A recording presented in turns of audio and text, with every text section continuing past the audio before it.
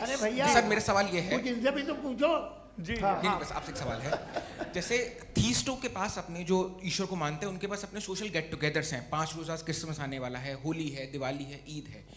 Atheist क्या offer कर रहे हैं? मतलब मैं इनकी दुकान से बोलूं मैं आना चाहता हूं उस तरफ, पर मैं अट्रैक्ट नहीं हो पा रहा हूं। मैं सोशल गेट टुगेदर्स क्या है आपके पास?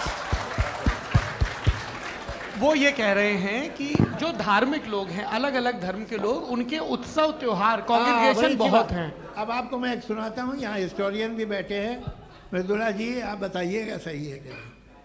ये एक कॉन्स्टेंटाइन एक ग्रीक रोमन बादशाह था जो क्रिश्चियनिटी आने के 400 साल बाद उसने डिसाइड किया कि मैं क्रिश्चियन हो जाऊंगा, मेरी पूरी स्टेट कैंसिल हो जाएगी। उस ज़माने में ऐसे ही होता था, राजा जो धर्म इख्तियार करता था वो जनता भी कर लेती थी। इसलिए कि वो हो गया था बैंकक्रप्ट, और उसे जो मेडिटेरियन कोस्ट के रिच क्रिश्चियन वो थे मर्चेंट, उससे पैसा चाहिए था।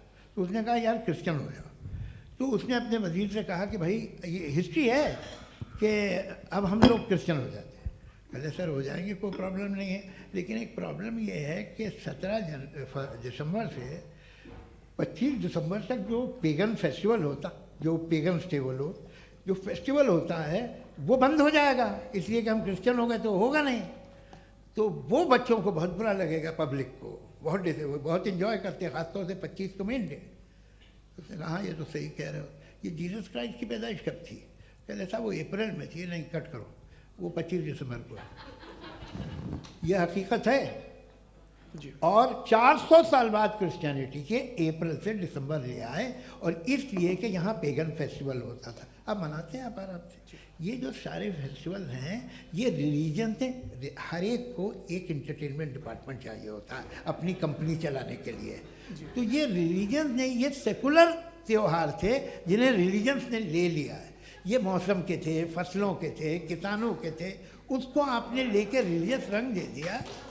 ये कोई रिलीजन से थोड़ी आए आप। अच्छा हमें देखिए, हम तो मुल्द हैं, हम ईद मनाते हैं, हम दिवाली मनाते हैं, हम होली मनाते हैं, हम क्रिसमस मनाते हैं।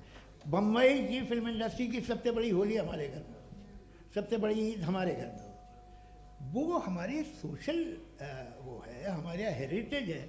ऐसा थोड़ी है कि we will throw the baby along with the water. ये तो अच्छी चीज़ है, इन्हें रखो, जो बेकार है फेंक दो। जी हाँ हेलो जी, मेरा सवाल नादवी जी से है। जैसा कि आपने बोला कि गॉड टाइम के भी परे हैं, और गॉड इतनी कॉम्प्लेक्स चीज़ है कि उसे ह्यूमन माइंड समझ नहीं सकता, और गॉड ने अर्थ पे फ्री विल भी दे दी है। तो आप अपना वक्त ज़ाया क्यों कर रहे हैं गॉड के बारे में बात करके? अपन को तो बात करनी चाहिए कि सोसाइटी को बेहतर कैसे करें। जी मैं गॉड वही बताता है सोसाइटी को कैसे बेहतर करे। अभी मैं आपका जवाब देता हूँ। आपने कहा कि टाइम पे वो एग्जिस्ट नहीं करता, सो मेरा सवाल ये है कि जैसा आपने बोला कि गॉड बहुत ही कॉम्प्लेक्स चीज है। मैंने कहा ही नहीं कि कॉम्प्लेक्स है, तो आपके अल्फाज हैं। कॉम्प्लेक्स का लफ्ज गॉड के लिए सुइटेबल नहीं है। क्यों? क्योंकि कॉम्प्लेक्स वो चीजें होती हैं जो ऑब्जेक्ट हो। God is not an object जिसको आप इंस्ट्रूमेंट के जरिए लेबोरेटरी में जाके टेस्ट करें, oh it's very complex. No, वो कोई कार का इंजन नहीं है। वो फिलोसॉफिकली नेसेसरी बीइंग ऐसी बीइंग है जो सिंपल बीइंग है। हाँ, आप उसको मुकम्मल तौर पे उसकी तमाम हिकमतों को जान ले और हर चीज को जान ले, ये पॉसिबल नहीं है, क्योंकि वो ऑल वाइज है, आप ऑल वाइज नहीं है, और वो खुदा है, वो आपको सारी चीजें बता दे, ये जरूरी नहीं। मेरा सवाल ये नहीं था, मेरा सवाल ये था कि जब गॉड इतना परे है इस दुनिया से कि उसने अर्थ पे फ्री विल भी दी है, हम सब ह्यूमंस की फ्री विल है, और जो सोसाइटी में हो रहा है वो अपन लोग डिसाइड करेंगे। तो अपन लोग डिसाइड नहीं करेंगे ना, अपन लोग डिसाइड नहीं करेंगे। गॉड जो है, गॉड ने वो उसकी जात, उसकी एग्जिस्टेंस टाइम एंड स्पेस से परे है, लेकिन वो हमारा टेस्ट ले रहा है, और उसी गॉड ने हमें बताया कि तुम्हें क्या करना है क्या नहीं करना है। तो जाहिर है उस गॉड की बात सुनेंगे ना। जी, वो पीछे एक चश्मा लगाए जो मैम खड़ी हैं, उनको दीजिए। हाँ आप जी जी बिल्कुल आएंगे। देखिए मैं कोशिश कर रहा हूँ सब तरफ जाने की। हाँ उनको दीजिए माइक। जी हेलो सर, मैं ओमनी प्रेजेंट नहीं हूँ, टाइम पाबंद हूँ, और जहाँ तक कोशिश कर सकता हूँ करूँगा। जी अपना नाम बताइए। मेरा नाम उर्सुला है, मैं दिल्ली यूनिवर्सिटी की एक स्टूडेंट हूँ, और मैं स्टूडेंट फेडरेशन ऑफ इंडिया से हूँ। मेरा सवाल मुफ्ती जी से है कि इस हॉल के इस कमरे में बैठ के हम लोग रेप की मोरालिटी के बारे में फिलोसफिकली बात तो कर सकते हैं, बट असलियत ये है कि रोज़मर्रा की ज़िंदगी में औरतें रेप के थ्रू गुजरती हैं। और हम लोग सिर्फ नंबर्स पे इस तरह नहीं देख सकते, क्योंकि कितनी औरतें हैं इन कंट्रीज़ में जहाँ पे आप बता रहे हैं कि केसेस कम हैं, जिनका एक्सेस है कि वो जाके केस फाइल कर सकें। कितनी औरतें हैं जो जिनको काम करने की आज़ादी है उन कंट्रीज़ में। यूरोप में ये आज़ादी आ गई, यूरोप में ये रूल्स आ गए, तो हम आज उसके बारे में बात कर पा रहे हैं। जी, जवाब। आपने ये कहा कि कमरे में बंद होकर हम लोग इस पर फिलोसफिकली बात कर सकते हैं, लेकिन हकीकत में क्या हो रहा है, वो ग्राउंड लेवल पे क्या हो रहा है जो बहुत गलत हो रहा है, और वो सफ़र कर रही हैं। आई एग्री, बहुत गलत हो रहा है, और जो गलत हो रहा है उसको हमें रोकना है। और क्यों रोकना है, वो गलत क्यों है? हमारे पास इसका ऑब्जेक्टिव फाउंडेशन है, इनके पास उसका ऑब्जेक्टिव फाउंडेशन नहीं है। मैं ये कहना चाह रहा हूँ कि जहाँ पे भी जुल्म हो रहा है, जहाँ पे भी औरत पे जुल्म हो रहा है, या उसकी इज्जत लूटी जा रही है, या उसे तकलीफ पहुँचाई जा रही है, और सिर्फ औरत नहीं, किसी इंसान के ऊपर भी जुल्म हो रहा है, तो उसके खिलाफ खड़ा होना, ये मॉरलिटी हमारे पास गॉड के पास से आई है। वरना जावेद साहब तो कह रहे हैं कि जो है मेजॉरिटी डिसाइड करेगी, तो मेजॉरिटी तो कभी भी बदल सकती है।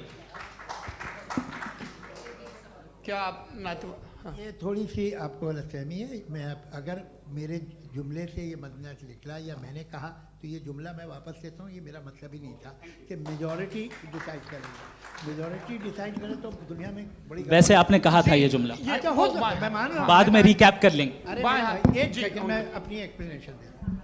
मुनासिब बात यह है कि हम सब के सब दिल में जानते हैं कि क्या अच्छा है क्या बुरा है, हमें पता है अच्छी तरह से। जो लोग बुरे काम करते हैं उन्हें भी मालूम अच्छा क्या है। यही तो सवाल था हजरत कि फिर ये मोरालिटी आई कहाँ से? Cross examination. हाँ जी, हाँ। मोरालिटी साथ रहने की डिजायर से आई है। यानी साथ रहकर जो कुछ कह दे, जो कुछ कर दे, वो हो जाएगा? नहीं नहीं, तो आप कायदे से रह ही कर सकते हैं जब तक लोगों में मोरालिटी हो, वरना क्यास हो जाएगा। ये आपको कैसे पता? जी, हमने देखा ना, जहाँ मोरालिटी का क्यास हो गया, हम देखते हैं। कहाँ पे देखते भाई तो दुनिया में आप जो कह रहे हैं, आप कहीं पे अगर गलत हो रहा है तो उसको आप गलत देखिए। आप एपिस्टेमोलॉजी की बात कर रहे हैं, मैं ऑन्टोलॉजी की बात कर रहा हूं। मैं इस बहस फाउंडेशन क्या है? आप दोनों लोगों को चाय पे होस्ट करूंगा, वहां पे क्रॉस एग्जामिनेशन कर लीजिएगा। अभी ऑडियंस का हक मार रहे हैं आप लोग भाई, सर जस्ट लोग हैं आप लोग। और ये भाई ये हाँ, उधर आएंगे, उधर जी सर आएंगे। अच्छा सर मेरा नाम लईकुर रहमान है और मैं अलीगढ़ मुस्लिम यूनिवर्सिटी का स्टूडेंट हूँ। और जहाँ तक मुझे पता है कि sir you are also product of Aligarh Muslim University. मैं भी उसी चमन का बुलबुल। हाँ सर, तो बड़ी खुशी हुई मुझे जान करके कि मैं आपसे मिलूंगा। सवाल सर, मेरा सवाल ये है, सर सैयद अलैहि रहमा का नज़रिया ये था कि खुदा के वजूद को अक़ल के दायरे में रह कर के तलाश करना, न कि पूरी तौर से उसका इनकार कर देना। Sir how will you define it? नहीं तो ये तो आप इन्हें बताइए। ये सवाल आपसे खुदा का वजूद साबित कर रहे हैं तो सर आपने इनकार कर रखा है, इस वजह से मेरा क्वेश्चन उन्होंने यही सर से एक सेकंड सर सैयद ने यही कहा ना कि अक्ल से आप खुदा के वजूद को साबित नहीं कर सकते, यही कहा ना भाई। वो उन्होंने कहा कर सकते हैं और वो कर दिया गया आज। वो फोन तलाश करना या साबित करना अक्ल से अक्ल से नहीं हो सकता। अरे सवाल तो सुन लीजिए जी। अक्ल से नहीं हो सकता है, यही कहा ना आपने। अक्ल से हो सकता है, अरे वो यही कह रहे हैं भाई, आप बता रहे हो सकता है, वो तो कुछ और। आप अगर सर देखो नौजवान फोन ले लो, वो इतनी कमाल की यूनिवर्सिटी है। अरे भाई दे दो ना जरा, एक मिनट दे दो भाई, मेरी बात सुनो, माइक पे बोलो ताकि जो लाखों लोग देख रहे हैं। माइक दे दो ना। अरे देंगे ना माइक, तुम ठहरो तो। हाँ सर, मेरा सवाल ये था कि सर सैयद अलैहि रहमा का एक नज़रिया था अपना कि खुदा का जो वजूद है उसको अक़ल के दायरे में रह करके तलाश करना है, न कि पूरे तौर से इनकार कर देना है। ये उनका कॉन्सेप्ट था। लेकिन मेरा सवाल ये है कि आप इसको कैसे डिफाइन करते हैं, एक्सप्लेन कैसे करेंगे? मैं आपसे जानना चाहता हूँ, क्योंकि you are the product of Aligarh Muslim University. मुझे अक़ल के दायरे में रख के मैंने बहुत तलाश की, मुझे मिला नहीं। हाँ ये इधर उधर वो चश्मा लगाए जो, हाँ उनको दे दीजिए।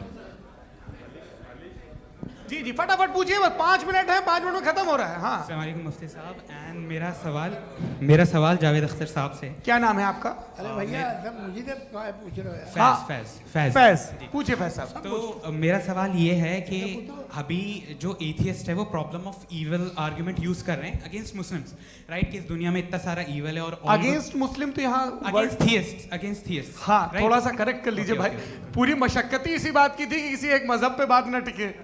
जी, तो बेसिकली ये आर्ग्यूमेंट ऐसा है कि इस दुनिया में इतना ज़्यादा ईवल एग्जिस्ट करता है और अगर एक ऑल गुड गॉड है तो वो रोकता क्यों नहीं है? लेकिन इस सवाल में एक हिडन अजम्पशन ये है कि इस दुनिया में ईवल एग्जिस्ट करता है। अब एथियस्ट ये कैसे ऑन्टोलॉजिकली प्रूव कर सकते हैं कि इस दुनिया में ईवल एग्जिस्ट करता है? मैं आपको बताता हूँ, थोड़ा सा समझा। नहीं सर, हम लोग इनको सुनने आए। नहीं please don't do that. I want to explain ontologically. नहीं हम समझ गए सर, इनको अब जवाब देने दीजिए। अच्छा सवाल पूछ लो। मैं अभी तक क्या था वो मैं थोड़ा सा ऐड ऑन कर लेता हूँ। तुम गुरु, तो हम जब इसका राउंड 13 करेंगे ना तब तुमको स्टेज पे बिठाएंगे। जी तो हाँ जल्दी से। तो देखिए एथियज्म के हिसाब से सब कुछ रैंडमली बन गया है, सब कुछ एटम्स और मॉलिक्यूल्स है। एक पत्थर में और मुझ में सिर्फ इतना फर्क है कि हम लोग एटम्स और मॉलिक्यूल्स का अलग अलग रीअरेंजमेंट है। अब एक पत्थर को कोई इंसान तलवार से 2 टुकड़ों में काट दे या मुझे, according to atheism it is same. There is no evil and good according to atheism. जी अच्छा, फैज साहब का सवाल ये है कि हाँ कोशिश भी करते तो इससे गलत सवाल नहीं कर पाते। एक लाइफ फॉर्म है और लाइफ फॉर्म में फीलिंग्स हैं, मतलब लाइफ फॉर्म सुनता है, देखता है, टेस्ट कर सकता है, फील कर सकता है। तो उसकी जो ये जो क्वालिटी इस बबल में आ गई हैं वो जानवर में भी है, इंसान में भी है। तो जाहिर है कि उसे कोई तकलीफ पहुंचेगी, तो चूंकि उसके पास वो सेंसिटिविटी है तो मैं करेगा। पत्थर में वो सेंसिटिविटी नहीं है। तो ये क्या सवाल हुआ कि अगर पत्थर को काटा तो पत्थर को तकलीफ नहीं होती, तो आपको काटे तो आपको क्यों तकलीफ हो? बैठ जाइए। जी हाँ अगला सवाल। हाँ पूछिए जी जावेद अख्तर साहब। अरे भैया सब आप लोग मुफ्ती साहब को छोड़ रहे हैं, मेरे ही पीछे पड़े हैं क्या? फिर चलो बोलो भाई। You asked how God can exist when children die in Gaza. हाँ? You asked how God can exist when children die in Gaza, and you also mentioned the rise of atheism in Europe. But the same events also are leading many atheists and non-believers to turn towards faith. How do you interpret this contradiction, where suffering pushes some away from God, yet brings others closer to belief? देखिए आपको एक बात बताऊं, दुनिया perfect तो कहीं भी नहीं है, हर जगह कुछ खामियां हैं। बेटा एक मिनट, मैं आप ही को कहेंगे, देखो वो तो कुछ खामियां, कमज़ोरियां, खराबियां सब जगह है। लेकिन अगर देखोगे ईमानदारी से कि दुनिया सबसे ज़्यादा महज़ब कहाँ है, एक आम शहरी को कहाँ हुकूक हासिल हैं, वो बोल सकता है, अपनी मर्ज़ी से काम कर सकता है, अपनी मर्ज़ी से राय दे सकता है, हुकूमत के ख़िलाफ़ बोल सकता है, बरसरे इक़्तिदार लोगों के बारे में बोल सकता है, सरमायादारों के ख़िलाफ़ बोल सकता है। तो आपको ये स्कैंडिनेवियन कंट्रीज़ में मिलेगा, वेस्टर्न यूरोप में मिलेगा। मैं नहीं कह रहा वो परफेक्ट है, बिल्कुल नहीं, वहाँ बहुत ख़राबियाँ भी हैं, परफेक्ट तो कोई नहीं। लेकिन जिन जिन मुल्कों में, लैटिन अमेरिका देखो, गल्फ़ देखो, वहाँ पर आपको ये ज़रूर है कि रेप नहीं होते होंगे। रेप की ज़रूरत क्या है भाई? उसको तो ख़रीद लो, घर में रखो, सड़क पर रेप करने की क्या ज़रूरत है? मगर सुनिए, मगर हकीकत ये है कि वहाँ शख्सी आज़ादी राय देने की, बोलने की नहीं है। जी ये एक आखिरी सवाल मुफ्ती साहब से। हाँ मैम, इनको माइक दीजिए। शुक्रिया। मेरा नाम मनीषा है, मैं हरियाणा से आई हूँ। मैं मुफ्ती साहब से एक बात पूछना चाहती हूँ। आप बार बार जावेद साहब को कॉन्ट्राडिक्ट तो कर रहे हैं कि आपने ये कहा, लेकिन आप भी अजम्पशंस के बेसिस पे बात कर रहे हैं। आपने खुदा के होने का कौन सा प्रूफ पेश किया है, खुदा की एग्जिस्टेंस का? अब इस सवाल को अलग रहने दीजिए, कौन एथीस्ट है कौन नहीं है। और दूसरी बात जो आपने एक छोटी सी कही थी कि ये फ्री विल का इस्तेमाल करता है इंसान अपनी, लेकिन इस फ्री विल का इस्तेमाल में मतलब खुदा ने ये दे दी सबको ये इजाज़त कि वो कितना घिनौनापन और कितने ज़्यादा ख़राब से ख़राब तरीके इस्तेमाल कर सकते हैं। जवाब सुनते जी। आप फ्री विल को मानती है ना, या अब कहती है कि फ्री विल नहीं है ना? मानती है ना? तो अब आपके पास इसका कोई एक्सप्लेनेशन नहीं है कि अगर एक इंसान उस फ्री विल का इस्तेमाल करके गलत काम कर रहा है और बच के अच्छी ज़िंदगी गुजार के निकल जा रहा है, उसका कोई रिकम्पेंस नहीं है। हमारे वर्ल्ड व्यू में जो इंसान गलत काम कर रहा है उसको भी रिकॉम्पेंस यानी उसका बुरा बदला मिलना है, और जो सही काम कर रहा है उसको सही बदला मिलना है। लिहाजा जो फ्री विल है वो इस तरीके से है कि एक लिमिटेड टाइम तक खुदा ने मोहलत दी है। ऐसा नहीं कि छूट दे दी, जो करना है करते रहो हमेशा। वक्त आएगा जब एग्जाम का टाइम खत्म होगा तब रिजल्ट आएगा, दौराने एग्जाम जबरदस्ती आपको नहीं बताया जाएगा। अरे भाई एक सेकंड, जी एक सवाल मुफ्ती साहब से मेरा, मुफ्ती साहब से एक सवाल, रुक जाइए, आपसे फोन, आप इसके बाद आपसे माइक छीन चुका। बोलिए। मैं मुफ्ती साहब एक ही सवाल करता हूँ कि अगर जो हो रहा है फ्री विल से हो रहा है और एक दिन बरोज़ क़यामत इंसाफ होगा मैशर में वगैरह वगैरह, तो दुआ क्यों मांगते हैं लोग? दुआ मांगते हैं इसके मतलब है अभी भी उसने ये डिपार्टमेंट रखा है कि मैं रोज़मर्रा की ज़िंदगी में इंटरफेयर बिल्कुल बिल्कुल ही कैन। तो तुम कैन हो, तुम मुझे नौकरी दिला देते हो, मेरे बेटे को ग्रीन कार्ड दिला देते हो और 45,000 बच्चे मरते उन्हें रोकते नहीं हो। नहीं तो क्या आप ये कह रहे हैं कि इस दुनिया में जालिमों को कभी पकड़ ही नहीं होती है? अरे जो भी पकड़ होगी वो बच्चे रोते हैं। बिल्कुल, देखें मैंने अपने ओपनिंग स्टेटमेंट में यही कहा था कि जनाब जावेद साहब सिर्फ इमोशनल आर्गुमेंट देंगे। This is an emotional argument. ये छोटे मोटे इसके पीछे का रीजन मैंने बताया क्या है, इसके पीछे का विजडम क्या है मैंने बताया। मंच से आप लोगों को सज्जनों इसलिए कह रहा हूं ताकि थोड़ा सा आपके कॉन्शियंस पे जोर रहे कि आपको ऑर्डर बचा के रखना है। वक्त तय हुआ था, ये वक्त पूरा हुआ, आपने इतने धैर्यपूर्वक सुना, मैं आप सबका बहुत बहुत शुक्रगुजार हूं। यदि इन दोनों विद्वानों की इच्छा होगी तो कभी हम इस बातचीत का राउंड 2, राउंड 3, यही तो देखिए खूबी है इंसान की कि बहस मुबाहसे में वो पड़ा रहता है। आप लोगों ने बड़े धैर्य का परिचय दिया, बहुत बहुत शुक्रिया। इसी के साथ ये बातचीत यहाँ पे समाप्त होती है। आप लोग को मैं एक बात बता दूं, ये सारी बहस हो गई, अब मुफ्ती साहब और बड़े मुफ्ती साहब इन साथ के साथ मैं खाना खाने वाला हूँ। अच्छा,